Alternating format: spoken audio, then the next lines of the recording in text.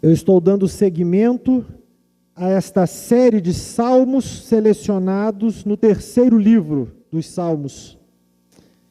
E o Salmo 84, que nós examinaremos nesta manhã, ele vai nos fazer refletir sobre encontrarmos um lugar em Deus.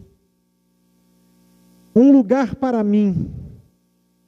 Quero refletir com você sobre isso nesta manhã.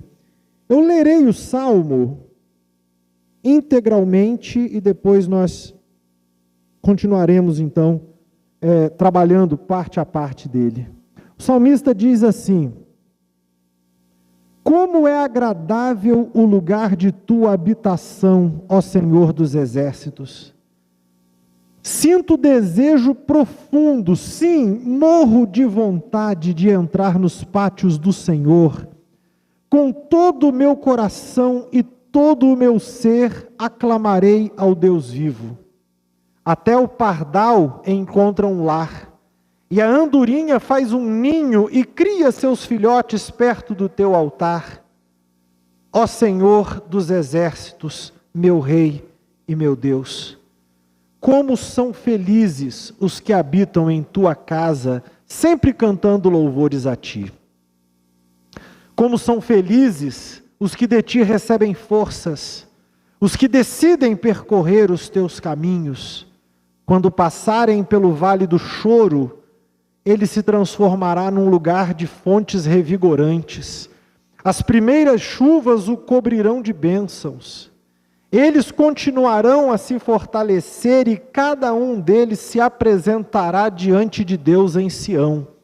Ó Senhor, Deus dos exércitos, ouve minha oração. Escuta, ó Deus de Jacó. Ó Deus, olha com favor para o Rei, nosso escudo.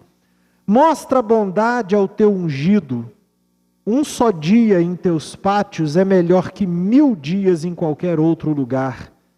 Prefiro ser porteiro da casa de meu Deus, a viver na morada dos perversos, pois o Senhor, Deus, é nosso sol e nosso escudo.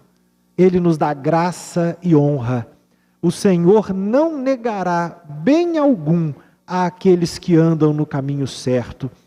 Ó Senhor dos exércitos, como são felizes os que confiam em ti. Meus irmãos, eu não sei se você já sentiu saudade de um lugar. Já aconteceu contigo? Talvez uma casa em que você tenha morado e que você se lembra com um gostinho bom daquilo que você viveu, de uma cidade onde você tenha passado um tempo da sua vida, quem sabe. Naturalmente, quando nós dizemos que sentimos saudade de um lugar, não é propriamente do lugar que nós sentimos falta. Nós nos recordamos das experiências felizes que foram vividas ali, das pessoas com as quais nós interagimos. Isso está muito ligado ao que nós experimentamos.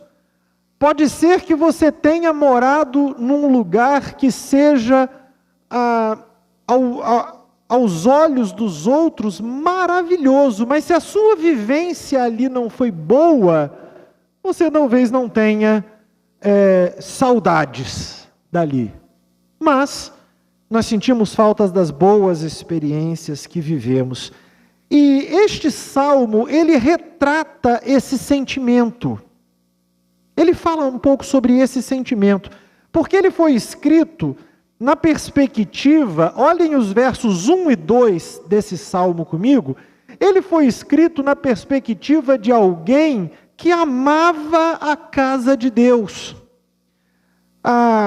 Estar presente neste lugar da tua habitação, como ele se refere aqui nesse verso primeiro, despertava nele sentimentos de grande satisfação. De grande satisfação. Ele tinha recordações muito boas acerca de coisas que ele viveu.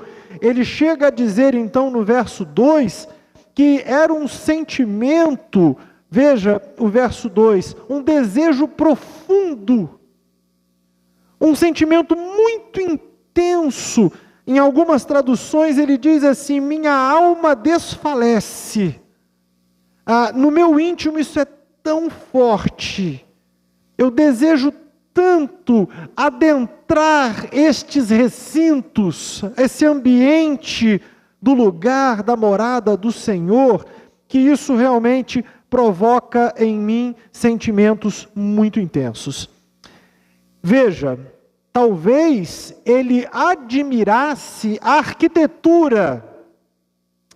A gente não sabe dizer com muita precisão se a esse tempo ele se referia ao tabernáculo, se ele se referia ao templo exatamente, mas tanto um quanto o outro se destacavam por uma beleza arquitetônica também.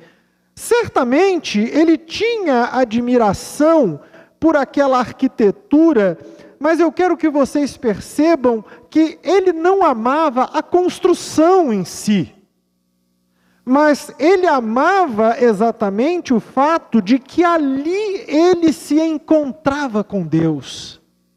Aqueles eram os pátios do Senhor, como ele diz aí. A sua satisfação estava nisso, nesse momento de encontro.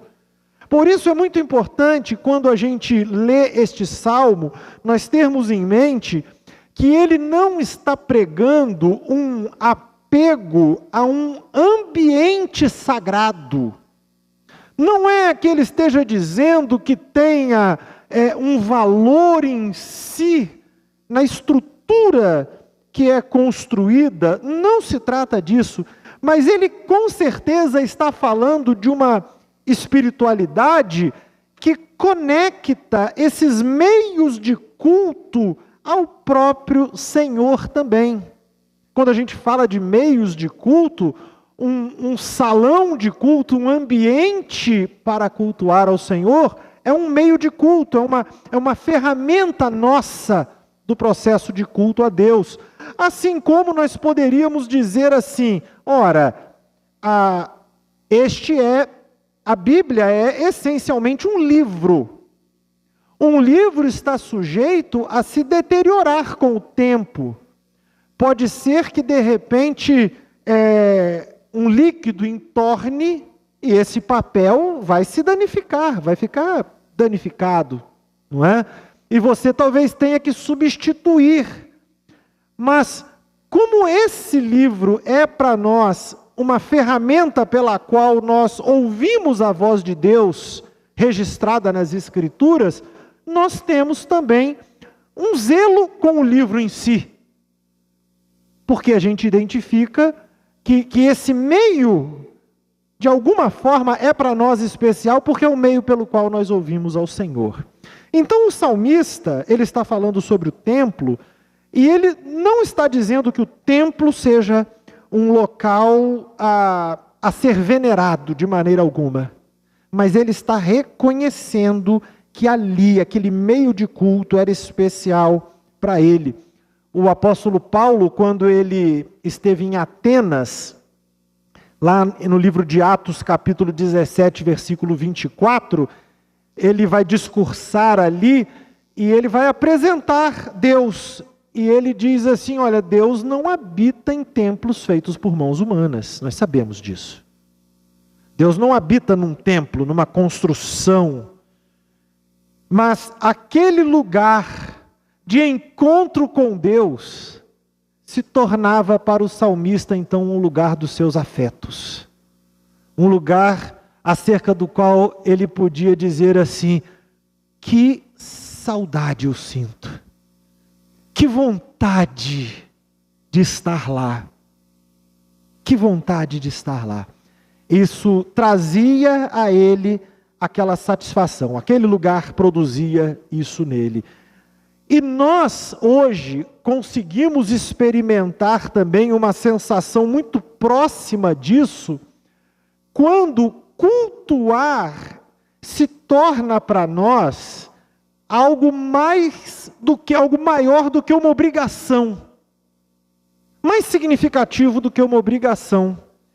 Eu não sei como é que você se sente em relação a isso, mas eu muitas vezes tenho a sensação, quando eventualmente num domingo eu não posso cultuar, estar reunido com os irmãos, ainda que eu saiba que o Senhor está comigo onde eu estiver, ainda que eu saiba que o Senhor pode ser acessado pela minha oração em qualquer ambiente em que eu estiver, mas você já sentiu aquela sensação do domingo parecer que está meio quebrado?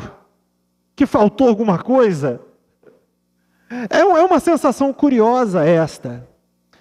Na experiência do povo de Israel, quem vivia ali no entorno do templo, vivia em Jerusalém, tinha a possibilidade de estar ali várias vezes.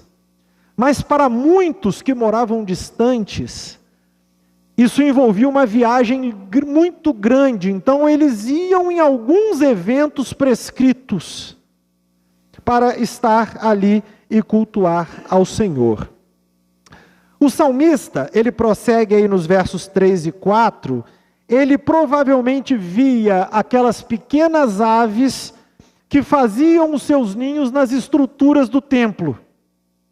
Estavam lá os pardais, as andorinhas, como ele menciona nesse texto aí, e vendo estas aves com os seus ninhos ali nas estruturas do templo, ele fez uma reflexão um tanto profunda, e no versículo 3, ele diz algo assim: até o pardal encontrou um lar, e a andorinha fez um ninho e cria seus filhotes perto do teu altar, ó Senhor dos exércitos. Ele destaca isso porque mesmo essas aves pequenas, se você for olhar para a literatura bíblica, você vai perceber que são aves consideradas de pequena relevância. Pequena relevância. Os pardais. E vejam, quando eu digo você, a gente não está falando do ser em si, de algum valor, mas ela não tinha nenhuma propriedade que pudesse alimentar quem quer que fosse, nem nada do tipo. Mas ele vê aquelas aves criando os seus filhotes, colocando os seus ninhos ali, e ele acha interessante o fato de que mesmo aquelas aves tão comuns encontravam um lar, encontravam um abrigo no Senhor, no local do Senhor, no santuário. E ele vê a presença dessas aves ali como um exemplo da bondade de Deus, demonstrada até mesmo por pequenas criaturas. Até o pardal encontra um lugar assim. O Senhor Jesus mesmo, ele fez uma analogia semelhante a esta, lá no capítulo 6, versículo 26 de Mateus. Ele está falando sobre as pessoas andarem preocupadas, ansiosas, e ele diz assim: olha, prestem atenção nas aves, nos pássaros que não plantam, não colhem, não guardam nada em celeiros, mas o Senhor cuida delas. O Senhor zela por elas. E o salmista então vê na presença daquelas aves ali uma lição para a própria vida. Porque da mesma maneira como estas aves encontraram um lugar seguro no santuário, ele, por sua vez, percebe também que quem tem o privilégio de habitar neste lugar é muito feliz. Ele diz lá no verso 4, como são felizes os que habitam em tua casa. Como são felizes. Da mesma forma como aqueles pequenos animais são acolhidos ali, mesmo as pessoas mais simples encontram também abrigo no Senhor. Encontram um lar. no Senhor, ele percebe o grande privilégio que é permanecer perto de Deus, cantando louvores ao Senhor, vivendo essa relação próxima.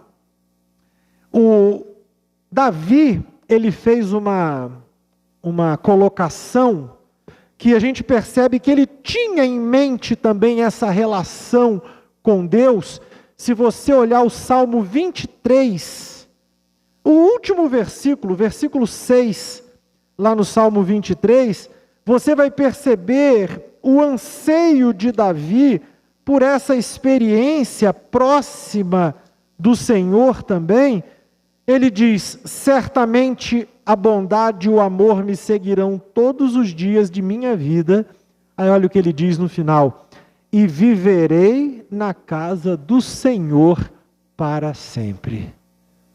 Ele ansiava por isso também, por essa experiência de estar perto do Senhor, de ser um hóspede do Senhor, por assim dizer, de viver nessa relação próxima, encontrar abrigo nele. Esta casa do Senhor, no seu significado final, vamos dizer assim, haverá de ser o destino de todos os salvos. O destino de todos os salvos. O próprio Senhor Jesus disse que na casa de meu Pai há muitas moradas. E Ele estaria preparando lugar para que nós pudéssemos ir e estarmos onde Ele estiver. Então essa morada de Deus, estar nessa casa de Deus, um dia será o destino de todos os salvos. Mas vejam vocês, o culto é uma antecipação, é uma amostra daquilo que nós encontraremos lá. Daquilo que nós encontraremos lá. E aí a gente pensa assim, nós estávamos aqui no culto agora há pouco, e eu ouvindo as nossas vozes, a gente aqui louvando ao Senhor juntos, e me veio à mente a lembrança de que a palavra do Senhor descreve esse momento com uma multidão cantando louvores ao Senhor. As nossas vozes se unindo às vozes dos seres celestiais. E eu fico imaginando se tem horas aqui em que a gente fecha os olhos e se alegra e se delicia nesse momento ouvindo aqui essas poucas vozes. Que beleza haverá de ser quando nós estivermos ali, no nosso lugar, nesta casa que será o destino de todos nós. O culto, então, esse momento é uma antecipação daquilo que nós viveremos lá. Portanto, final do esse versículo 4, então, não o final dele, mas o versículo 4, o salmista, ele diz isso: como são felizes os que habitam em sua casa. Ou seja, feliz é quem encontra em Deus esse seu lugar. Encontra em Deus a sua morada. Que experiência feliz é esta? O Salmo prossegue então, e ele vai mencionar agora no verso de número 5, que quem percorre os caminhos do Senhor encontra forças nele. O salmista parece ter em mente que algumas pessoas, como eu já disse, tinham um acesso facilitado a esse local de encontro com Deus, porque moravam ali nas imediações. Outros, porém, não viviam próximos do santuário e precisavam peregrinar até lá todos os anos. Mas ele vai falar de uma forma que nós perceberemos que esta peregrinação não é um deslocamento geográfico simplesmente.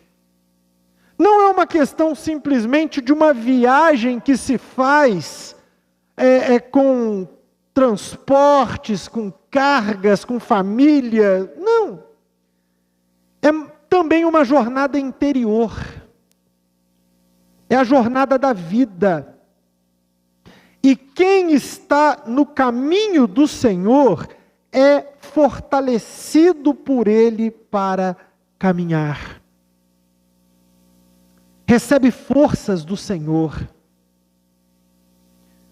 Aqueles que decidem caminhar os caminhos, trilhar o caminho do Senhor, recebe força do Senhor.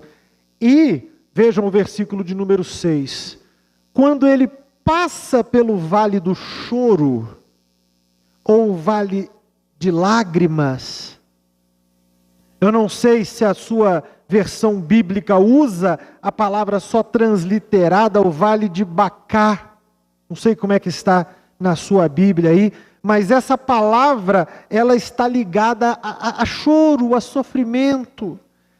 Nós nem conseguimos precisar muito bem se ele estava se referindo a alguma parte do trajeto que fosse especialmente desafiadora, por aridez, porque isso carrega essa ideia também, mas a gente tem percebido que, na verdade, quando ele fala de vale de lágrimas, vale do choro, isso está carregando também uma metáfora para as dificuldades que nós enfrentamos para a vida. Estes que decidem percorrer os caminhos do Senhor, quando passam pelo vale do choro, eles, no caso, esse vale do choro, não eles, mas ele se transformará num lugar de fontes revigorantes. É interessante isso, porque o que ele está dizendo é que quando nós decidimos caminhar o caminho do Senhor, o Senhor nos dá uma nova maneira de atravessar aquilo que antes parecia perda. Ele transforma o vale de choro, vejam só, num lugar de fontes revigorantes. E nós vamos perceber uma coisa muito interessante aqui na dinâmica da fé, porque a fé, meus irmãos, não transforma os vales em jardins. Não transforma. Mas faz brotar do Senhor refrigério para nós. Faz brotar refrigério. O salmista então está falando dessa experiência na qual ele olha e fala: quem está então trilhando o caminho do Senhor, eventualmente passará por um vale de choro. E isso pode representar tanta coisa diferente na vida de cada um de nós. Tantas realidades diferentes, mais ou menos graves. Mas aquele contexto em que a gente, de alguma maneira, percebe nossa vida sendo impactada. Mas quando nós confiamos no Senhor, a nossa fé no Senhor faz com que brote refrigério dali. O Senhor Jesus, uma vez, ele disse a uma mulher que estava tirando água de um poço, ele falou que ele tinha uma água que se tornaria uma fonte dentro da pessoa e jorraria para a vida eterna.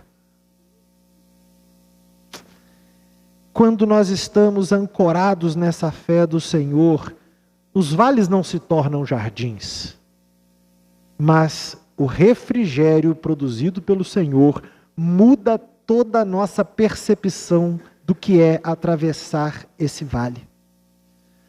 No versículo 7, o salmista vai dizer assim que estes então, eles continuarão a se fortalecer com essa força que o Senhor dá, com essa força que se encontra em Deus. Nós continuamos a ser fortalecidos e renovados todos os dias, de modo que nós podemos prosseguir e no final de tudo, onde nós estaremos?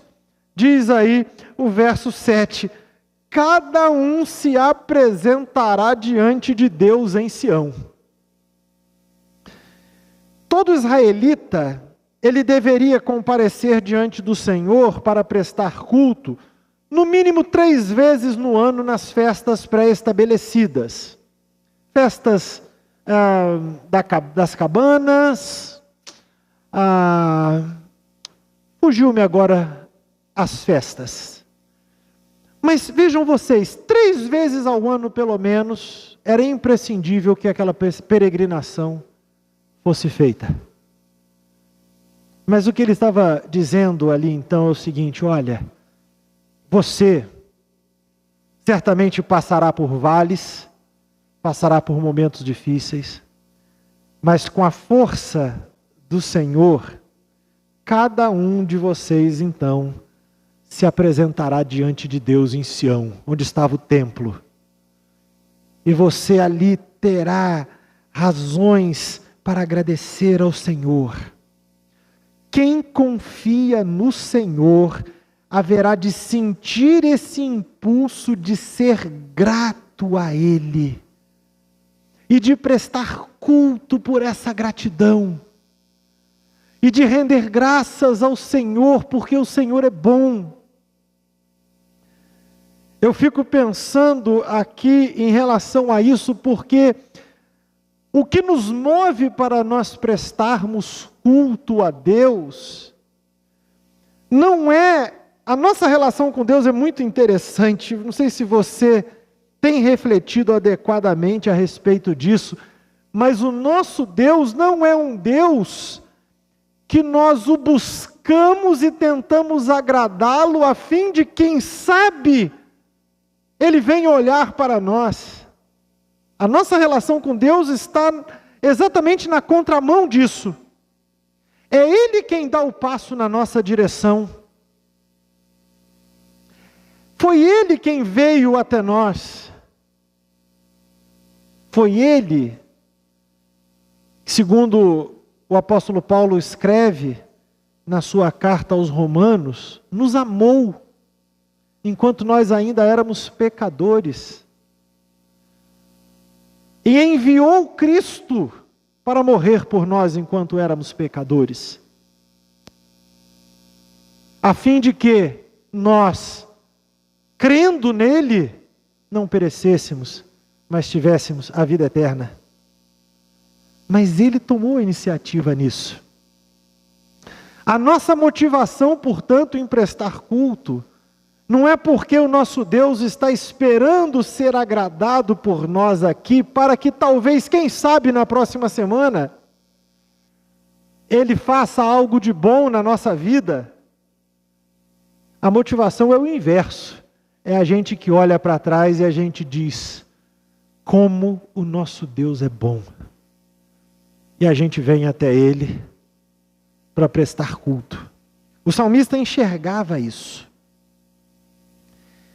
Ele então faz uma oração ao Senhor nesses versos 8 e 9 agora. E atente que ele faz uma oração e ele pede então que Deus abençoe o rei ungido. Olhe com favor para o rei. Olhe com favor para o rei. Ele usa aí a palavra escudo.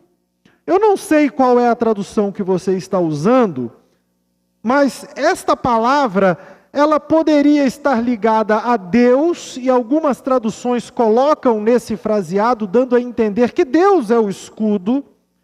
Outras traduções, como a que eu estou utilizando aqui, ele vai colocar numa outra perspectiva, de que, na verdade, esse escudo era o próprio rei.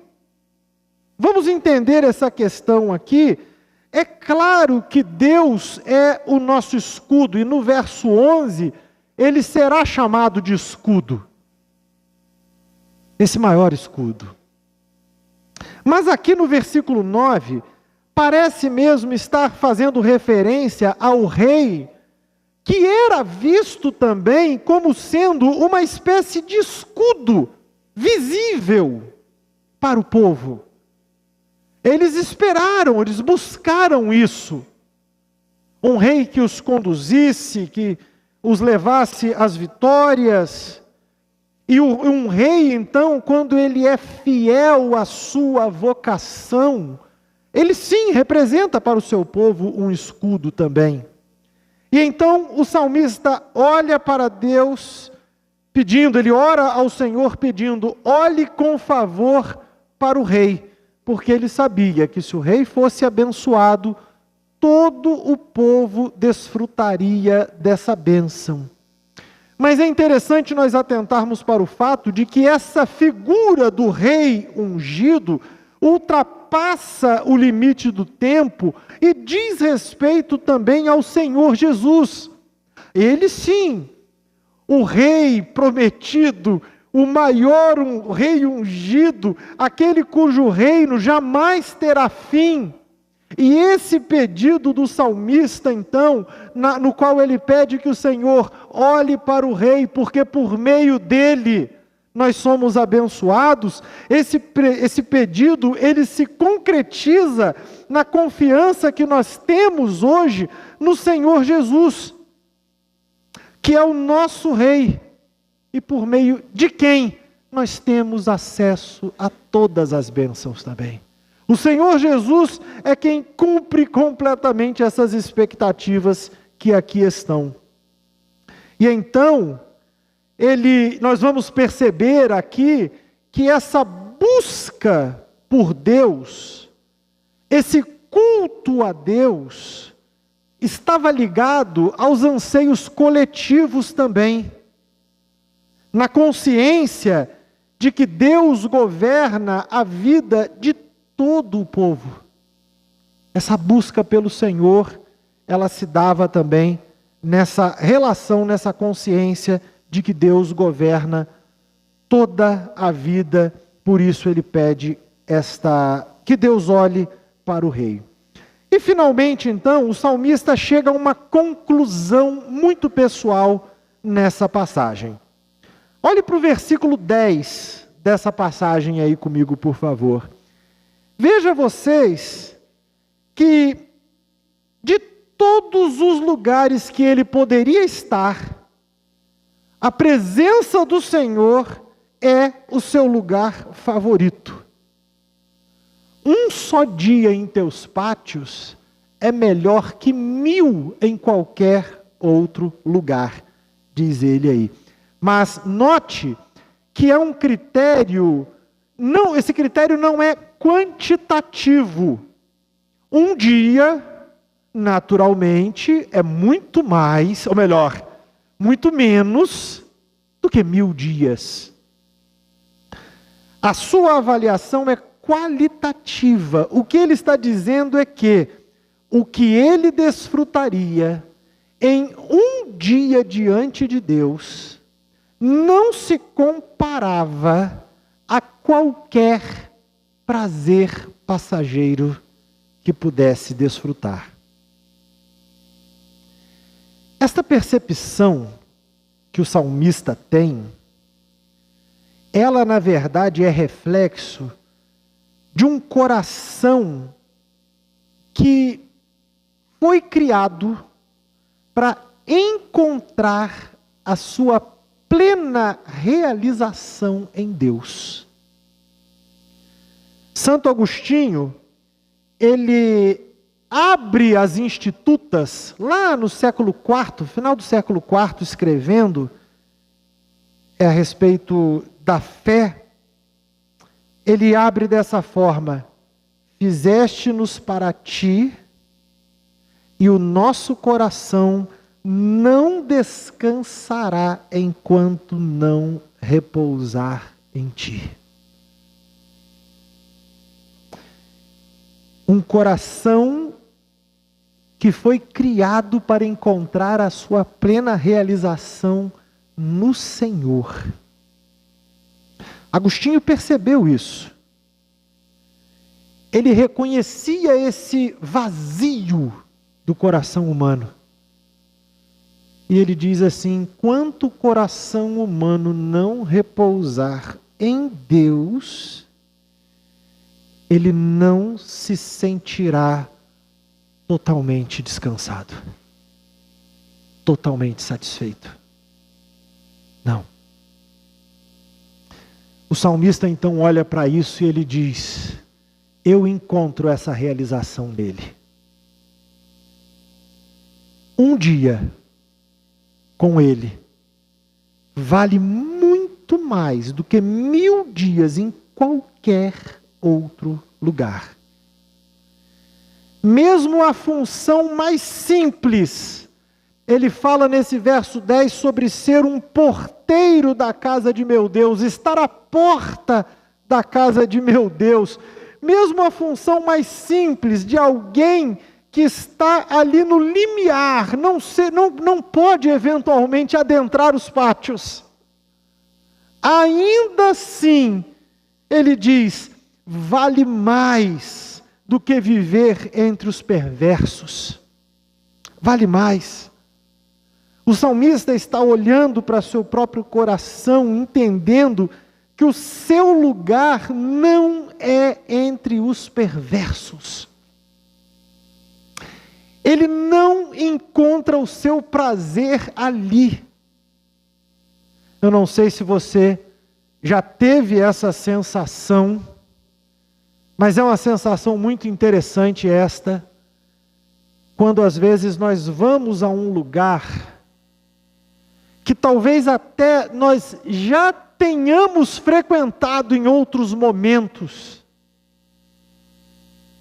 mas você já deve ter passado por isso, de você estar num lugar e você olhar à sua volta e pensar assim: o que eu estou fazendo aqui? Eu não tenho mais nada a ver com esse lugar, com o que se vive aqui, com o que se busca aqui. Porque depois que você descobre que você pode se satisfazer de uma forma tremenda em Deus, quando você descobre que o seu lugar é em Deus, qualquer outra coisa fica aquém. Fica aquém. E algumas vezes não encaixa mesmo. Não cabe mais. O salmista olhou e falou assim: o meu lugar não é entre os perversos.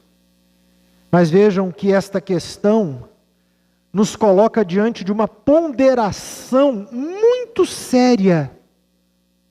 A gente precisa refletir muito profundamente e nos perguntarmos: onde temos encontrado o nosso prazer? Onde temos encontrado o nosso prazer? Entendemos, sentimos como o salmista, que o nosso lugar é no Senhor,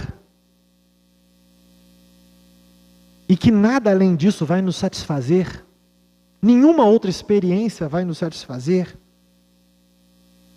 Que morada tem nos atraído? Somos atraídos pela morada do Senhor por esse desejo intenso como o do salmista? Ou a morada dos perversos nos parece simpática? Qual é o nosso lugar favorito? Qual é o nosso lugar favorito? Este salmo nos coloca diante do desafio de escolhermos corretamente. E nos chama a nós reorganizarmos as nossas prioridades.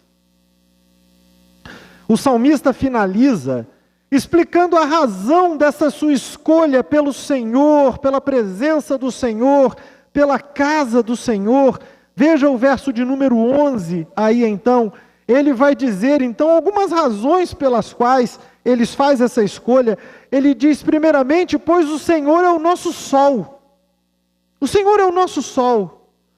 Nele nós encontramos luz para o caminho, calor para o coração, direção para a vida. Ele diz, eu tenho certeza que isso eu não encontro mais por aí. Ele vai dizer que o Senhor também é nosso escudo. E aí sim, vejam vocês, Ele nos guarda no caminho. E quando nós nos sentimos vulneráveis, quando a gente passa por aquele vale de lágrimas, nós encontramos um abrigo nele. Ele diz, é por isso que eu não troco. Eu não troco a presença do Senhor por nada. Nada poderá me satisfazer mais do que isso. Ele diz ainda que o Senhor nos dá graça e honra. O caminho do Senhor nos conduzirá a elas. E no final desse caminho, é o Senhor quem nos espera. É o Senhor quem nos espera. Para nos dizer, você agora chegou no seu lugar definitivo. Venham benditos de meu Pai.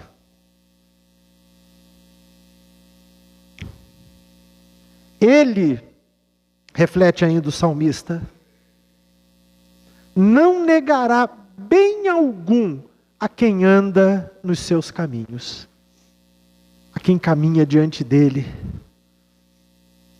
E ele arremata então no último versículo desse salmo, como são felizes os que confiam em ti. E exatamente por isso, ele, o Senhor, a presença do Senhor é o melhor lugar. O melhor lugar. Que seja, portanto, o meu lugar, que seja o seu lugar,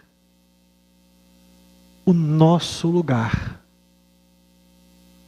E que a gente, como salmista, também possa dizer, eu não troco um dia na presença do Senhor por nenhuma outra experiência que a vida possa proporcionar. Porque Ele me completa de uma maneira inigualável. Fechem seus olhos comigo, vamos orar.